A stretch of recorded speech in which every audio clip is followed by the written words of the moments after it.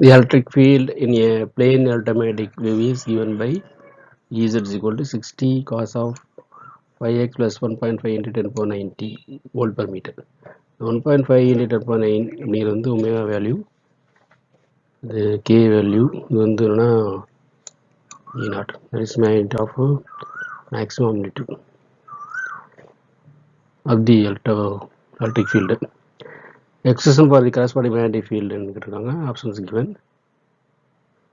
இதில் வந்து உங்களுக்கு ஆட்டோமேட்டிக்னாலே உங்களுக்கு A and R in same பேஸ்ன்னு தெரியும். அந்த as well as E0 வெளியில் இருக்குது. ஸோ B0 வெளிங்கிறது வந்து E0 divided by C. சிங்கிறது speed of light. Planes are perpendicular each other. இதோட பிளேன்னா electric field as well as magnetic field planes are perpendicular each other அப்படின்னு தெரியும். ஸோ அப்போனா உங்களுக்கு BY ஈக்குவல் டு என்ன வரும்னா உங்களுக்கு அந்த E0 வேல்யூ என்னது உங்களுக்கு இங்கே ஈக்குவேஷன்லேருந்து 60. So E0 equal to equation எடுத்தோம்னா 60, அந்த 60 எக்ஸ்பிரஸ் பண்ணியிருக்கும்.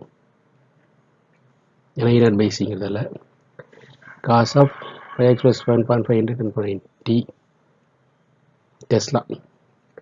வோல்ட் per மீட்டர் வந்து எலக்ட்ரிக் ஃபீல்டோட யூனிட்டு, இங்கே மேக்னெட்டிக் ஃபீல்டோட யூனிட் வந்து டெஸ்லா.